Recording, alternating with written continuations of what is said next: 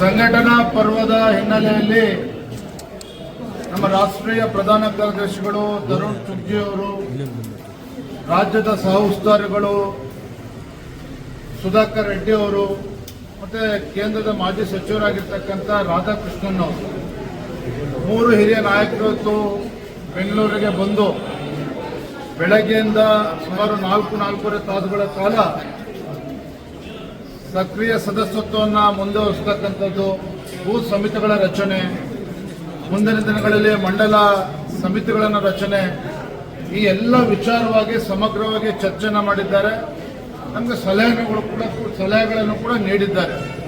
ಯಾವ ರೀತಿ ಸಂಘಟನಾ ಪರ್ವನ ಯಶಸ್ವಿಯಾಗಿ ಮಾಡಬೇಕು ಅನ್ನೋ ನಿಟ್ಟಿನಲ್ಲಿ. ತದನಂತರದಲ್ಲಿ ಕೋರ್ ಕಮಿಟಿನೂ ಕೂಡ ಸೇರಿದ್ವಿ. ಇದೇ ಸಂಘಟನೆಯನ್ನು ಬಲಪಡಿಸತಕ್ಕಂಥ ನಿಟ್ಟಿನಲ್ಲಿ ಕೆಲವು ಸಲಹೆಗಳನ್ನು ಕೂಡ ನೀಡಿದ್ದಾರೆ.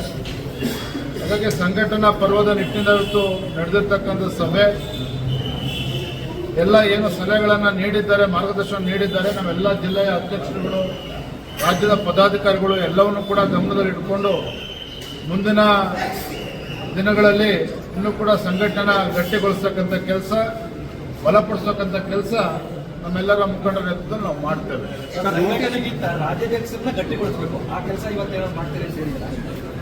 ಇವತ್ತಿನ ಸಭೆ ಸಂಘಟನಾ ಪರ್ವ ಇಡೀ ದೇಶದಲ್ಲಿ ನಡೀತಾ ಇದೆ. ಆ ಸಂಘಟನಾ ಪರ್ವದ ನಿಮಿತ್ತ ಅದಕ್ಕೆ ಸೀಮಿತವಾಗಿ ಚರ್ಚೆಗಳು ನಡೆದಿವೆ. ಜಿಲ್ಲಾಧ್ಯಕ್ಷರು ಪತ್ರ ಕೊಟ್ಟಿರ್ತಕ್ಕಂಥದ್ದು, ಜಿಲ್ಲಾಧ್ಯಕ್ಷರು ಕೊಟ್ಟಿರೋ ಪತ್ರ ಮನವಿ ಪತ್ರ ಕೊಟ್ಟಿದ್ದಾರೆ ಜಿಲ್ಲಾಧ್ಯಕ್ಷರು ಅರುಣ್ ಚುಗ್ ಅವರಿಗೆ. ಯಾವುದೇ ಜಿಲ್ಲೆಯ ಅಧ್ಯಕ್ಷರುಗಳು ಯಾವುದೇ ಮನವಿಯನ್ನ ನಮ್ಮ ರಾಷ್ಟ್ರೀಯ ನಾಯಕರುಗಳಿಗೆ ನೀಡಿಲ್ಲ. ಯಾರೂ ಭಯ ಪಡ್ತಕ್ಕಂಥ ಅವಶ್ಯಕತೆ ಇಲ್ಲ. ದೆಹಲಿನಲ್ಲಿ ರಮೇಶ್ ಜಾರಕಿಹೊಳಿ ಅವರು ಮತ್ತೆ BP ಹರೀಶ್ ಅವರು ಮಾತನಾಡಿದ್ದಾರೆ. ವಿಜೇಂದ್ರ ಅವರನ್ನ ಮೊದಲು ಉಚ್ಚಾಟನೆ ಮಾಡಬೇಕು ಅಂತ ಅಲ್ಲಿ ಆಗ್ರಹ ಮಾಡ್ತಾ ಇದ್ದಾರೆ. ಹರೀಶ್ ಹೆಸರು ಮುಂದೆ ಏನಿದೆ? BP ಇದೆ. ಸ್ವಲ್ಪ ಅವರು ಸ್ಥಾನನ ಕಳ್ಕೊಳ್ತಾರೆ ಅವಾಗ ಅದೇನಾರ ಇರಲಿ. ಅವರು ಕೂಡ ನಮ್ಮ ಶಾಸಕರಿದ್ದಾರೆ, 2ನೇ ಬಾರಿ ಗೆದ್ದಂಥ ಶಾಸಕರಿದ್ದಾರೆ. ಇನ್ನು ಬೇರೆ ನೋಟಿಸ್ಗಳು ಎಲ್ಲವೂ ಕೂಡ ಕೇಂದ್ರದ ರಾಷ್ಟ್ರೀಯ ನಾಯಕರ ಮುಂದೆ ಇದೆ, ಎಲ್ಲವನ್ನೂ ಕೂಡ ಗಮನಿಸ್ತಾ ಇದ್ದಾರೆ. ಸರ್, ಕಾರ್ಯಕರ್ತ ವಲಯ ಇದುವರೆಗೆ ಇದೇ ವಿಚಾರಕ್ಕೆ ಸಂಬಂಧಪಟ್ಟಾಗೆ ಅಸಮಾಧಾನ ವ್ಯಕ್ತಪಡಿಸ್ತಾ ಇದೆ. ನಾಯಕರುಗಳ ಅಡ್ಜಸ್ಟ್ಮೆಂಟ್ ರಾಜಕಾರಣದಿಂದಾಗಿ ನಮ್ಮಗಳಿಗೆ ಪಕ್ಷದಲ್ಲಿ ಗೌರವ ಅಂದ್ರೆ ಸರಿಯಾಗಿ ನೋಡ್ಕೊಳಕ್ ಆಗ್ತಾ ಇಲ್ಲ ಅಂತೇಳಿ ಕಾರ್ಯಕರ್ತರ ವಲಯ ಎಲ್ಲಿವರೆಗೂ ಕಾಯಬೇಕು ವಿಚಾರಕ್ಕೆ ಸಂಬಂಧಪಟ್ಟ? ಯಾವಾಗ ವಿಜಯೇಂದ್ರನನ್ನ ರಾಜ್ಯದ ಅಧ್ಯಕ್ಷನನ್ನಾಗಿ ನಮ್ಮ ರಾಷ್ಟ್ರೀಯ ನಾಯಕರು ಘೋಷಣೆ ಮಾಡಿದ್ದಾರೆ, ನನ್ನ ಅಜೆಂಡಾ ಅಥವಾ ನನ್ನ ಮೂಲ ಉದ್ದೇಶ ಮುಂದಿನ ದಿನಗಳಲ್ಲಿ ಭಾರತೀಯ ಜನತಾ ಪಾರ್ಟಿ ಸ್ವಂತ ಶಕ್ತಿಯ ಮೇಲೆ ಅಧಿಕಾರಕ್ಕೆ ಬರಬೇಕು. ಎರಡನೇದಾಗಿ ಏನು ಅಡ್ಜಸ್ಟ್ಮೆಂಟ್ ರಾಜಕಾರಣ ಅಂತೇಳಿ ನಮ್ಮ ಕೆಲವು ಕಾರ್ಯಕರ್ತರು ಮುಖಂಡರಲ್ಲೂ ಕೂಡ ಅಭಿಪ್ರಾಯ ಇದೆ. ಅವೆಲ್ಲದಕ್ಕೂ ಕೂಡ ಇತಿಷ್ಠ ಹೇಳಬೇಕು. ಆ ನಿಟ್ಟಿನಲ್ಲಿ ನಾನು ಪಕ್ಷಕ್ಕೆ ಶಕ್ತಿ ತುಂಬತಕ್ಕಂಥ ಕೆಲಸ ಮಾಡ್ತಾ ಇದ್ದೇನೆ.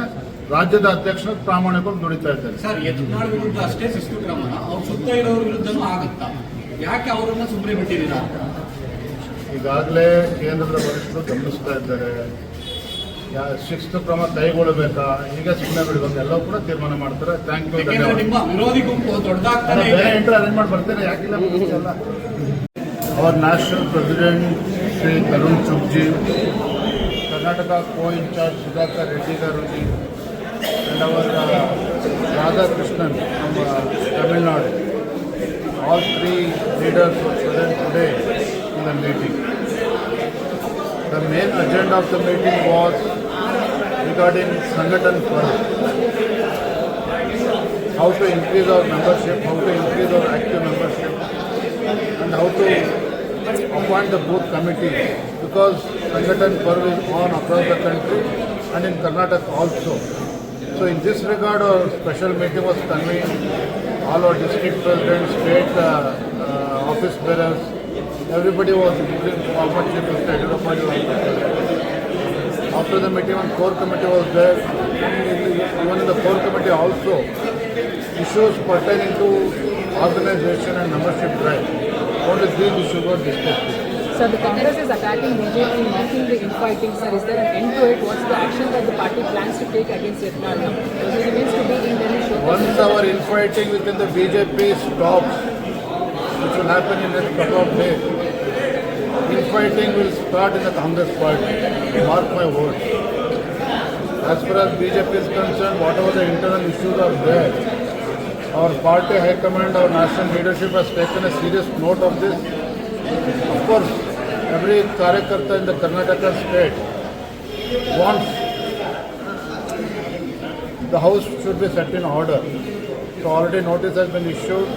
Ball is in National High Command court. They will take the appropriate decision. Sir, on December 5, there was a rally in Hassan that was focused on Siddaramaiah. But now, after High Command's intervention, they've changed the name of the rally.